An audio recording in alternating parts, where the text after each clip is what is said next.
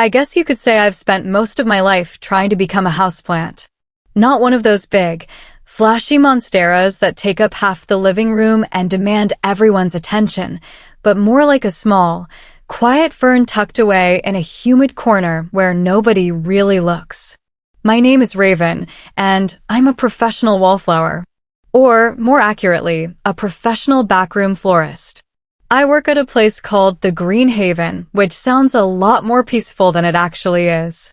It's one of those high-end flower shops where people spend more on a single bouquet than I do on my monthly groceries. But you won't find me out front, charming the customers or suggesting the perfect shade of peach roses for a wedding. Nope. I'm in the back, in the damp, cool sanctuary of the potting shed, surrounded by moss, dirt, and the kind of silence you can only find when you're hiding from the world. My shyness isn't just a personality trait, it's a physical force. It's like a heavy, invisible blanket that someone throws over my head the moment I have to interact with another human being. When my boss, Mrs. Gable, calls my name, my heart does this weird, frantic bird kick against my ribs. My palms turn into miniature swamps, and suddenly, my tongue feels 3 sizes too big for my mouth. It's embarrassing, really. I'm 26 years old, and I still get a lump in my throat just trying to tell the delivery guy where to put the crates of orchids. It's not that I don't have things to say. Inside my head, I'm witty, eloquent, and maybe even a little bit bold. But somewhere between my brain and my vocal cords, the signal gets scrambled, and all that comes out is a mumble and a frantic search for the nearest exit. That's why I love the terrariums. They're like tiny, perfect worlds enclosed in glass where everything is controlled, quiet, and safe. I spend hours in the back shed, carefully arranging miniature landscapes with tweezers and tiny spoons. I build mountains out of slate, forests out of moss, and rivers out of blue pebbles. In those glass jars, I'm the architect of a universe that doesn't require small talk or eye contact. Mrs. Gable knows I'm good at it, so she lets me stay back there, away from the bells on the front door and the smell of expensive perfume. She thinks I'm just focused, but the truth is, I'm just terrified of the spotlight. I started this thing a few months ago, a little habit that I know is probably unprofessional, but it's the only way I feel like I can actually speak. Whenever I finish a terrarium or a particularly difficult arrangement that's headed for the front display, I tuck a tiny, handwritten note inside a hollowed-out piece of driftwood or under a thick patch of moss. I don't sign them with my name. I just write things I'm thinking about. Sometimes it's a quote about nature, sometimes it's a tiny poem, and sometimes it's just a thought like, even the smallest leaf needs a little sun to feel brave. It's my way of whispering into the world without anyone actually hearing my voice. It felt safe because, honestly, who looks that closely at the dirt in a jar? But being this shy comes with a price, and I'm not just talking about the missed opportunities or the fact that I've never been on a real date. It's the feeling of being a ghost in your own life. I see people out front, the way they laugh, the way they argue, the way they just exist without thinking about where to put their hands, and it feels like I'm watching a movie in a language I haven't quite mastered. I want to be part of it, I really do. I want to be the person who walks into a room and smiles instead of looking for the shadows. But every time I try, the wall goes up. The words get stuck. And I retreat back to my shed, back to my moss, and back to the safety of my glass jars. One rainy Tuesday afternoon, everything changed. I was working on a particularly large terrarium, a sprawling landscape in an antique apothecary jar. It was supposed to be a centerpiece for some big corporate event. I had spent days on it, making sure the drainage was perfect and the tiny ferns were positioned just right to catch the light. Just before I sealed it up to give to Mrs. Gable, I wrote a note on a sliver of parchment. It said, "The beauty of a garden isn't that it's perfect, but that it keeps trying to grow, even in the dark." I tucked it deep into a crevice of a miniature rock formation, hidden behind a clump of emerald green moss. I felt a tiny spark of satisfaction as I handed it over. It was a beautiful piece, maybe the best I'd ever made. A few days later, a man walked into the shop. Now, usually, I don't pay attention to the front, but I happened to be refilling the water buckets near the swinging doors when I heard him. He didn't sound like our usual customers, the ones who demand things loudly. His voice was calm, but there was an intensity to it. He was holding a photograph of the apothecary jar terrarium. He was asking Mrs. Gable who had made it. My heart instantly started that frantic pounding. I stayed behind the door, my ear pressed against the wood, my breath hitching in my throat. It's a unique style, he was saying. I've seen a lot of these, but this one, it felt like it was telling a story. And then I found this. I heard the crinkle of paper. My heart stopped.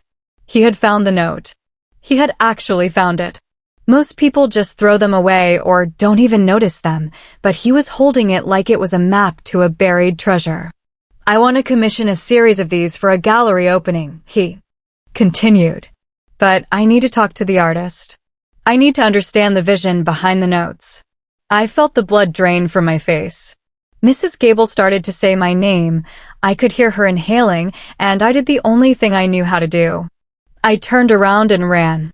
I didn't just walk. I practically scrambled back to the potting shed, my boots squelching in the mud, and hid behind a giant rack of terracotta pots. I was trembling so hard I almost knocked over a tray of succulents. He wanted to talk to the artist? He wanted to talk to me? The very thought of it made the room spin. I wasn't an artist. I was a girl who hid in a shed. And now, the very thing that made me feel safe, my secret notes, had become the very thing that was threatening to drag me out into the light. I stayed crouched behind those terracotta pots for what felt like an eternity, my breath coming in jagged, shallow hitches. I could hear the muffled sounds of the shop, the chime of the door, the low murmur of Mrs. Gable's voice, and the steady, calm tone of the man who was looking for me. My mind was a chaotic mess. Why did he have to find the note? Why couldn't he have just looked at the moss and the glass and been on his way? I felt exposed, like someone had peeled back the glass of one of my terrariums and was poking at the fragile life inside. Raven? Are you back there? Mrs. Gable's voice cut through the air, sounding closer than before. I squeezed my eyes shut, wishing I could actually turn into a plant. Maybe a cactus, something prickly that people would know better than to touch. I heard the swinging. Doors creak open. I didn't move. I didn't even breathe. I saw her sensible shoes stop just a few feet away from my hiding spot. I know you're in here, she said, her voice dropping to a softer, more sympathetic register. He's gone for now. He left a card. I slowly stood up, my knees cracking from the tension. I felt ridiculous, a grown woman hiding among pots like a scared rabbit. Mrs. Gable was looking at me with a mix of pity and frustration. She's a good woman, but she's the kind of person who greets everyone with a firm handshake and a loud laugh. She doesn't understand the physical pain of a spotlight. He's an architect, Raven. Julian Vance, she said, holding out a thick, cream-colored business card. He's designing a new sustainable living complex downtown, and he wants these living worlds of yours to be the focal point of the lobby. And he's obsessed with that little scrap of paper you tucked inside. He said it gave the piece a soul. I took the card with trembling fingers.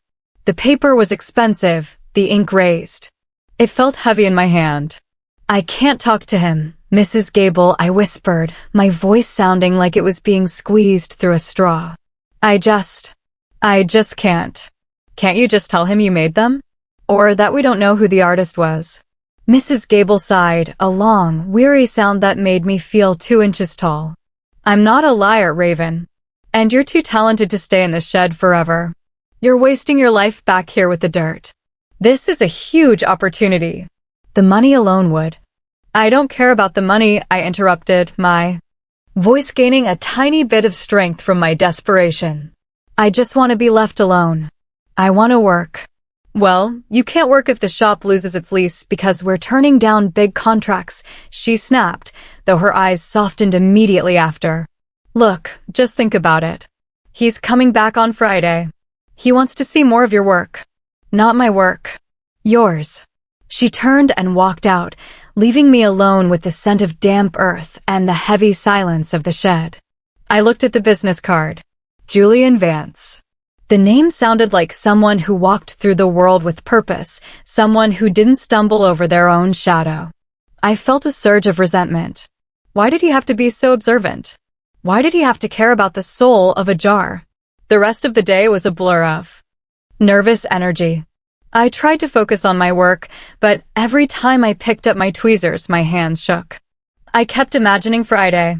I saw myself standing in the front of the shop, my face turning that blotchy, bright red color it always does when I'm nervous, while a tall, successful architect asked me deep questions about my artistic process. I'd probably end up knocking over a display, or worse, just standing there with my mouth open like a fish out of water. That night, I didn't go straight home. I walked through the park, keeping to the shadows of the old oak trees. It's easier to think when the sun isn't pointing a finger at you. I thought about the notes. I'd been writing them for months, hundreds of them. They were my secret dialogue with a world I was too afraid to face. They were the only place I felt brave. On paper, I could be Raven the philosopher, Raven the poet, Raven the woman who knew the secrets of the forest. But in person, I was just Raven the girl who couldn't look the mailman in the eye. I went back to my tiny apartment, which was basically just a larger version of a terrarium full of plants, books, and absolute silence. I sat by the window and pulled out a fresh stack of parchment. I picked up my pen and wrote, "Sometimes the most beautiful things are meant to be hidden. A seed doesn't ask to be seen. It just wants to grow." I stared at the words. They felt like a lie. A seed grows so it can eventually break through the dirt and see the sun. It doesn't stay a seed forever. If it does, it's just dead. Was that what I was doing? Was I just a seed that was too afraid of the light to ever actually bloom? The thought made a cold knot tighten in my stomach. I looked at Julian Vance's card on my bedside table. Friday was only 3 days away. 3 days to decide if I was going to stay a ghost in a potting shed or if I was finally going to try and exist in the real world. I stayed up until the birds started chirping, watching the shadows of my plants dance on the wall, feeling like the glass walls of my own life were starting to crack. Wednesday and Thursday passed in a blur of what I can only describe as productive panic. I didn't just work, I obsessively curated. If Julian Vance wanted to see my work, I was going to give him the best I had, even if I planned on being in another hemisphere by the time he actually arrived. I built 3 new terrariums, each more intricate than the last. I used rare black sand, ancient-looking driftwood I'd been saving for a special occasion, and tiny, delicate orchids that looked like they belonged in a fairy tale. I poured every bit of my anxiety into the placement of every single grain of soil. It was my way of talking without using my mouth. But the closer Friday came, the more my body started to betray me.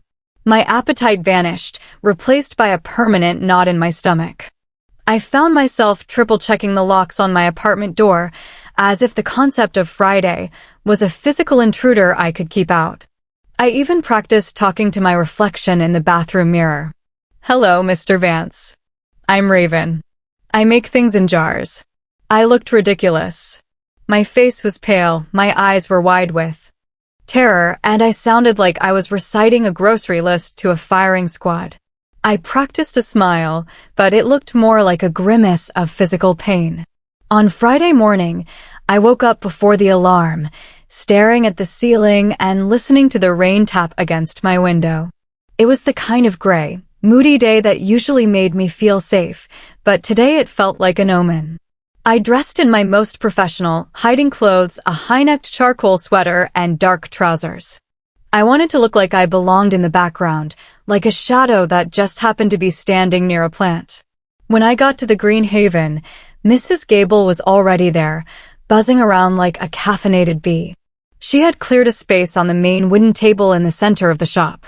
"We're putting your new pieces here." "Raven," she said, her voice full of an excitement I definitely didn't share. "In the light, where people can actually see the detail. Can't we just leave them on the shelf in the back?" I pleaded, my voice barely audible over the sound of the rain. The light back there is more authentic. Raven, stop, she said, placing a firm hand on my shoulder. You're an artist. This man is an architect. You speak the same language, even if you do it in different ways. Just try to stay in the room for 5 minutes. That's all I'm asking. The bell on the door chimed at exactly 10 a.m. My heart did a violent somersault. I retreated toward the swinging doors of the shed, but Mrs. Gable caught my eye with a look that said, "Don't you dare." Julian Vance walked in. He wasn't what I expected. I had imagined someone older, someone in a stiff suit with a booming voice. Instead, he looked comfortable. He was wearing a simple navy sweater and jeans, and he had the kind of calm energy that seemed to quiet the room around him. He didn't look like he was there to judge me. He looked like he was there to see. He walked straight to the table where my new terrariums were displayed. He didn't say a word for a long time. He just leaned in, his hands clasped behind his back, examining every detail. He spent a full minute just looking at the way the moss curved around a piece of slate in the smallest jar. My hands were shoved deep into my pockets, my fingers twisting the fabric so hard I thought it might tear. "The way you use negative space," he said softly, still looking at the glass. "It's not just about what's there. It's about the silence between the plants. Most people try to crowd these things, but you let them breathe." He looked up then, and his eyes found mine. They were a steady, clear gray. I felt that familiar rush of heat to my face. I looked down at my boots, then at a pile of ribbons on the counter, then finally, with a desperate effort, back at him. I think they prefer it that way," I managed to say. My voice was a tiny, fragile thing, but it didn't disappear. "I found your note in the apothecary jar," he said, stepping closer. "The one about growing in the dark. I have it in my sketchbook." He pulled out a worn leather book and opened it. There it was, my scrap of parchment, taped to a page full of architectural drawings. I've been designing buildings for 10 years, and I've never seen anyone capture the relationship between architecture and life quite like that. It's not just a hobby, is it, Raven? I felt a strange sensation then. It wasn't the usual panic. It was something else, a tiny, flickering flame of being seen. Not looked at, but actually seen. "It's the only way I know how to talk," I whispered. He smiled then, a small, genuine smile that didn't feel like a challenge. "Then keep talking. I have a project. A big one. A living wall that needs to feel like a forest, not a decoration. I want you to design the micro-ecosystems within it. I want the notes, too. I want the people who walk through that building to feel like they've found a secret." The room felt very small and very large all at once. My shyness was screaming at me to say no, to tell him I wasn't qualified, to run back to my terracotta pots and my tweezers. But for the first time in my life, there was another voice, a small, quiet raven sitting in the center of my own glass jar, who wanted to break the glass. I would have to work from the back," I said, my voice shaking. "I don't do well with meetings. Or crowds." "We can work around that," Julian said, his voice steady and encouraging. "We can communicate through the work. Like you've been doing all along." He handed me a folder full of blueprints. As I took it, our fingers brushed for a split second. I didn't pull away. I didn't run. I just stood there, in the light of the front shop, holding a map to a world that was much bigger than a jar. As soon as the bell chimed, and the door closed behind Julian, I felt the oxygen return to the room. I slumped against the wooden counter, my legs feeling like they were made of damp moss.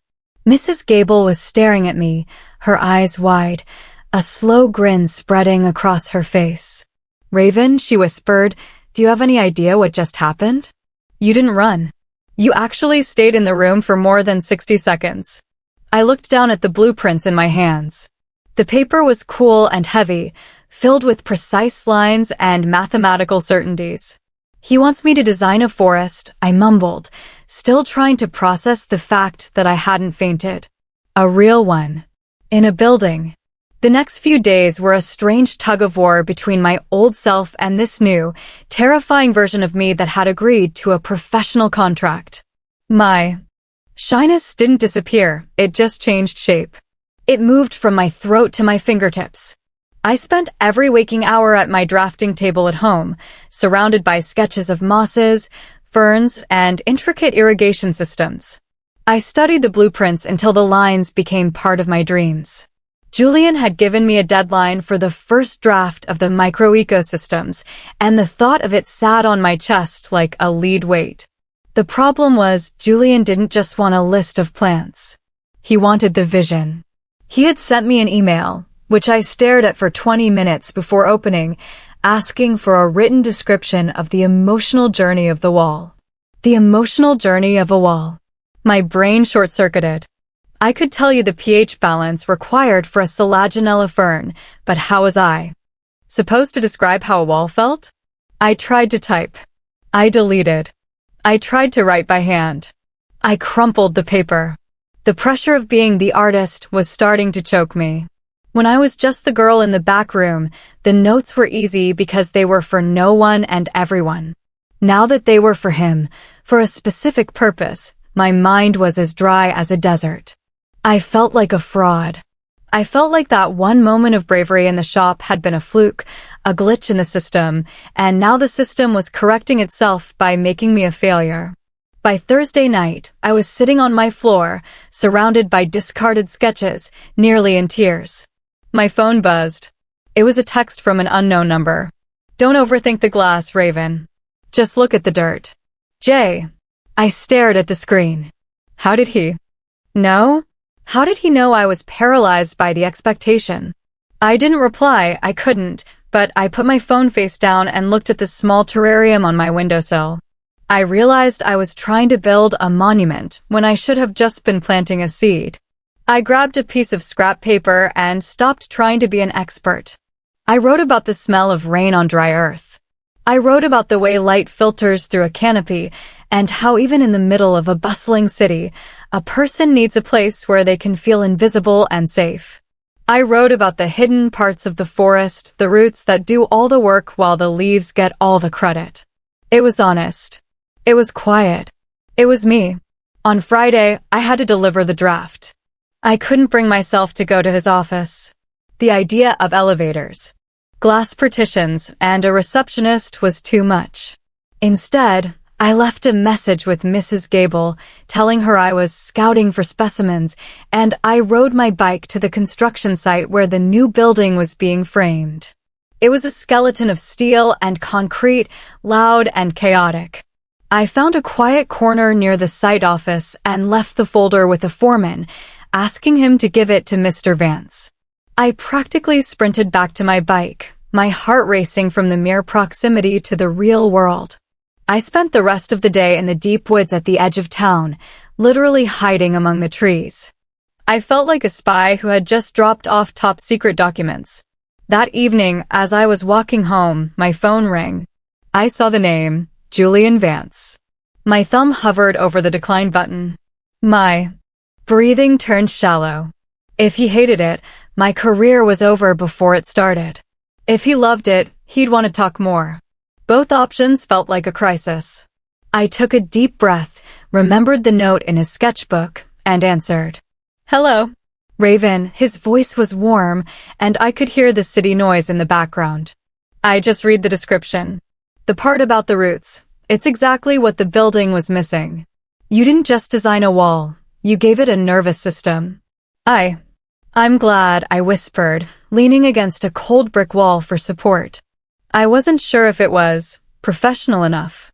Professionalism is easy to find, Raven. Authenticity is rare, he said. There was a pause, a comfortable silence that didn't make me want to hang up. I'm having a small dinner with the investors on Tuesday. Just 5 people. I'd really like you to be there. They need to see the person behind the vision. The panic blanket slammed down over me instantly. A dinner. Investors. People with suits and expectations and small talk. I can't, I said, a bit too loudly. I mean, I have to monitor the humidity in the greenhouse. It's a very delicate stage for the orchids. Raven, he said, and I could almost hear him smiling through the phone. The orchids will be fine for 2 hours. I'll be there. You won't have to say a word if you don't want to.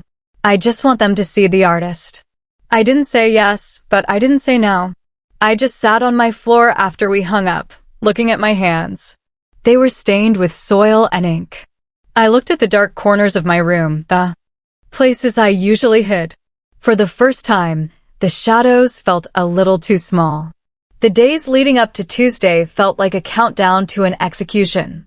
I spent hours standing in front of my closet, staring at my clothes as if they were a collection of disguises. Everything I owned was designed for invisibility: grays, blacks, oversized sweaters that could double as tents. How was I supposed to sit at a table with investors and look like a person who had a vision? In the end, I chose a simple dark green dress that matched the moss I spent my days with. It felt like wearing a suit of leaves. When Tuesday evening finally arrived, I was so nauseous I could barely tie my shoes. I almost called Julian 10 times to cancel. I had the "I'm sick" text drafted and ready to go. But then I looked at the small terrarium I'd been working on, the one that had inspired the living wall. It was thriving in its quiet, glass-bound world. I realized that if I didn't go, I was basically saying that my work didn't matter. I was saying that Raven the girl was more important than Raven the artist, and for the first time, that didn't feel right. The restaurant was one of those places with too much glass and too many echoes. As I walked in, the sound of clinking silverware and low chatter felt like physical blows. My heart was a frantic drum in my chest. I saw Julian sitting at a round table in the corner. He looked up and saw me, and for a second, the noise of the room seemed to fade. He stood up and walked over, meeting me halfway. "You came," he said softly. He didn't offer a handshake, he knew me better than that, but he gave me a small, reassuring nod. "You look like you belong in a forest, Raven. It's perfect." He led me to the table and introduced me to the 4 people sitting there. They were exactly as I'd imagined: expensive suits, sharp watches, and eyes that looked like they were constantly calculating the cost of everything. I sat down, my hands clasped so tightly in my lap that my knuckles were white. The conversation swirled around me like a storm, talk of budgets, timelines, and square footage. I stayed silent, staring at my water glass, trying to remember how to breathe. Then, a woman across from me, a developer named Sarah with hair so sleek it looked like polished metal, leaned forward. "So, Raven," she said, her voice sharp but not unkind. "Julian tells us you're the soul of this project. He says your designs are poetic. Tell me, why should we spend an extra $50,000 on a wall of moss when we could just hang some high-quality artificial ivy?" The table went silent. All eyes were on me. I felt the heat rising in my neck, the familiar blotchy red creeping up my cheeks. My throat locked. I looked at Julian, a silent plea for help screaming in my eyes. But he didn't jump in to save me. He just looked at me, waiting, his expression calm and expectant. I took a sip of water, my hand shaking so much the ice clinked against the glass. I thought about the artificial ivy. It was a lie. It was plastic and static. It didn't breathe. It didn't change. It didn't have a life of its own. Because I started, my voice so quiet I wasn't sure if they could hear me. I cleared my throat and tried again. Because a building shouldn't just be a place where people work. It should be a place where they can remember that they're alive. Artificial ivy, it just collects dust. But a living wall, it filters the air. It grows. It reacts to the light. It reminds people that even in the middle of a city, there's something bigger than a deadline. I realized I was leaning forward. I wasn't looking at my water glass anymore. I was looking at Sarah. "People are tired," I continued, the words coming out in a rush now. "They spend all day behind screens. They need to see something that doesn't have a power button. They need the notes, the little secrets hidden in the leaves. That's what they'll remember. Not the square footage." The table was quiet. For another long moment, I felt like I had just jumped off a cliff and was waiting to hit the ground. Then, The man next to Sarah let out a short, surprised laugh. "Well," he said, looking at Julian, "she's certainly passionate. And she's right. I'd rather have a nervous system in my lobby than a piece of plastic." The rest of the dinner was a blur. I didn't become a social butterfly. I still mumbled my orders and avoided eye contact with the waiter. But I had spoken. I had defended my forest. As we walked out of the restaurant into the cool night air, the city felt a little less intimidating. "You were incredible," Julian said as we stood on the sidewalk. "I knew you could do it." I hated every second of it, I admitted, but I couldn't help the small smile that tugged at my lips. "But I'm glad I didn't stay in the shed." "The shed is for growing, Raven," he said, looking at me with an intensity that made my heart skip for a completely different reason. "But the world is for blooming. I think you're starting to get the hang of it." He walked me to my bike, and as I rode home through the quiet streets, I realized that the heavy, invisible blanket of shyness was still there, but it felt a little lighter. It wasn't a prison anymore. It was just a coat I could choose to take off when the sun was warm enough. I got home, went straight to my drafting table, and started a new sketch. This time, I didn't look for the shadows. I looked for the light. The weeks following the dinner were the most intense of my life. The project had moved from the dreaming stage to the doing stage, and that meant I had to be on site. The building was no longer just a skeleton. It was starting to grow its skin. Huge glass panes were being installed, and the massive recessed frame for the living wall stood like a blank canvas waiting for my touch. I was there every morning at 6 a.m., before the full crew arrived, wearing a bright orange safety vest over my green sweaters and a hard hat that felt like it was constantly trying to slide over my eyes. The construction workers were a whole new challenge. They were loud, they swore, and they moved with a kind of brute force that made me want to curl up into a ball. At first, I was terrified to give them instructions. I'd stand near the irrigation pipes, clutching my clipboard, waiting for someone to notice me. They'd walk right past me like I was part of the scaffolding. I felt that old familiar invisibility, that sense that I was too quiet to exist in a world made of steel and jackhammers. But the plants were arriving, truckloads of them, wrapped in burlap and smelling of rich, dark earth. They were my people, and they were in trouble.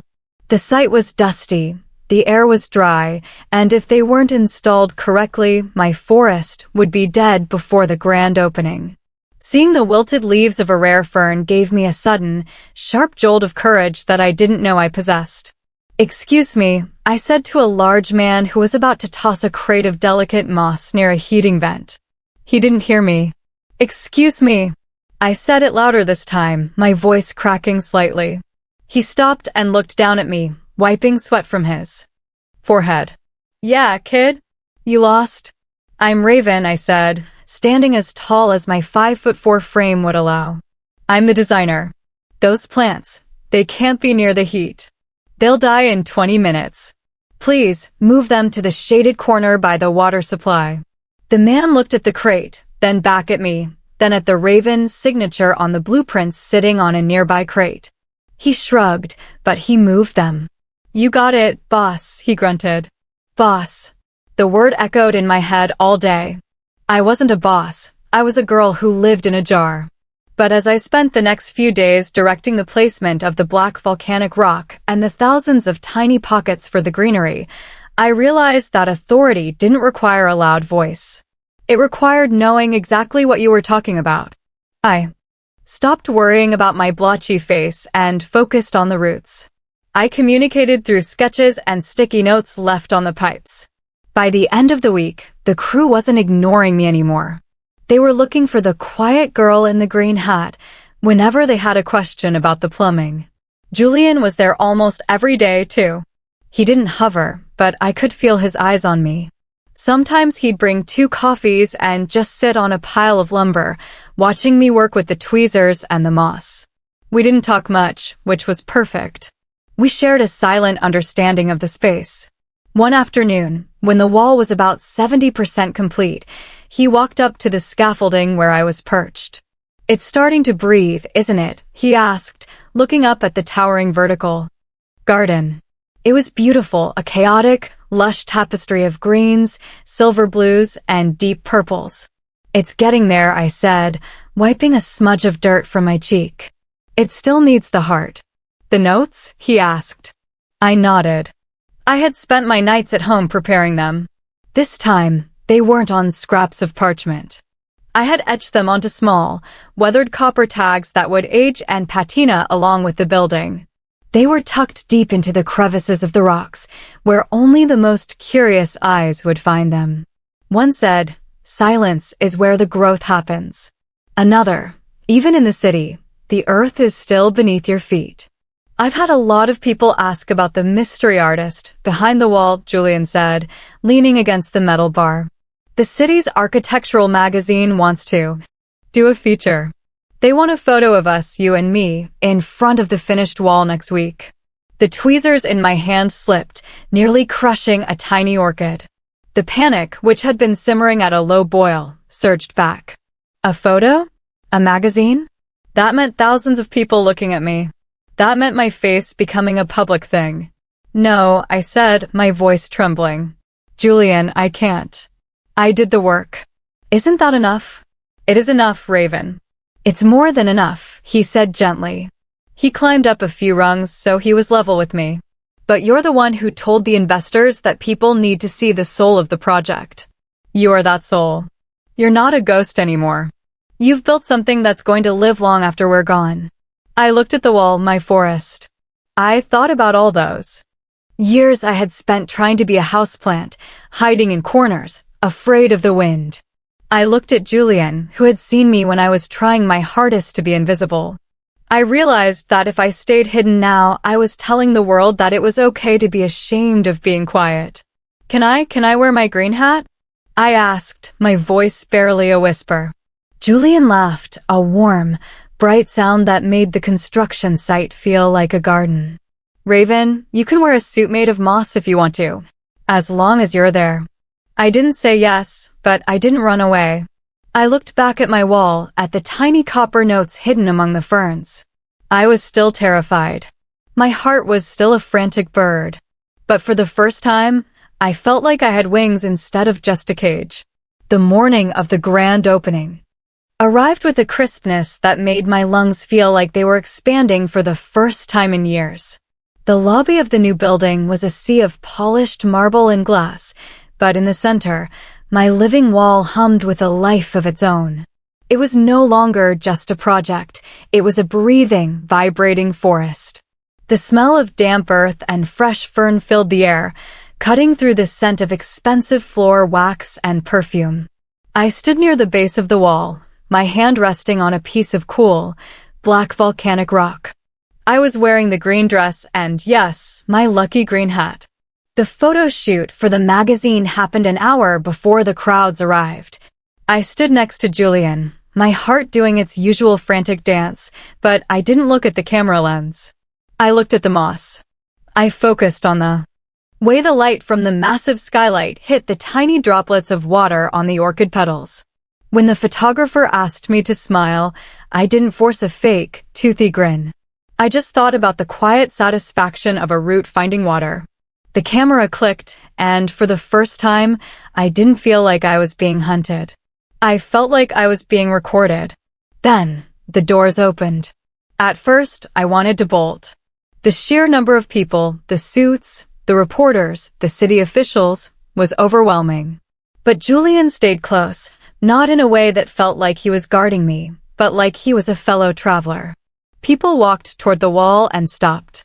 I watched their faces. They didn't just look, they exhaled. I saw a stressed-out executive in a sharp gray suit stop in his tracks, his eyes softening. As he reached out to touch a velvet-textured leaf, I saw a group of architecture students whispering in hushed, reverent tones about the irrigation system. But the moment that changed everything for me happened near the end of the evening. A young woman, maybe 19 or 20, was standing alone near the corner of the wall. She looked remarkably like I did 10 years ago, oversized sweater, eyes glued to the floor, her shoulders hunched as if she were trying to occupy as little space as possible. She was staring at a specific crevice in the rocks.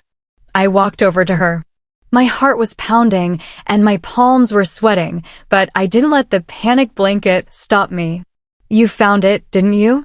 I asked softly. She jumped, her face turning a bright, blotchy red. She looked like she wanted to run. But then she looked at me, saw my green hat and my own nervous smile, and she relaxed just a tiny bit. "The copper tag," she whispered. "The one that says the earth is still beneath your feet?" I nodded. "I put it there for people who look closer than the rest." "It's the most beautiful thing I've ever seen," she said, her voice trembling. I've always wanted to work with plants, but I'm not good with people.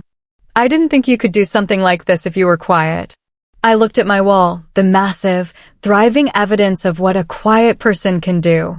Actually, I told her, being quiet is exactly why it works. You have to be still enough to hear what the plants need. Don't ever let anyone tell you that your silence is a weakness. It's just a different kind of strength. She looked at me, and for a second, we were the only two people in that loud, glass-filled room. She smiled a real, genuine smile, and I realized that by stepping out of my own jar, I had given her permission to break hers. As the night wound down, Julian found me sitting on the edge of a stone planter, finally exhaling. "The magazine wants an interview to go with the photos," he said, sitting down beside me. "They want to know what's next for Raven." I looked at the blueprints in my mind, the ideas for rooftop gardens, for underground parks, for tiny pockets of green in the grayest parts of the city. I still hated small talk. I still got a lump in my throat when the phone rang. I was still Raven, the girl who preferred moss to microphones. But I wasn't afraid of my own voice anymore. "Tell them I have a lot to say," I said, looking at the copper tags glowing in the soft evening light. "But I'll be saying it through the leaves. If they want to hear me, they'll just have to learn how to listen." Julian smiled and reached out, his hand covering mine on the stone ledge. This time, I didn't pull away. I didn't look for the shadows. I just sat there, in the middle of my forest, finally, beautifully, in bloom.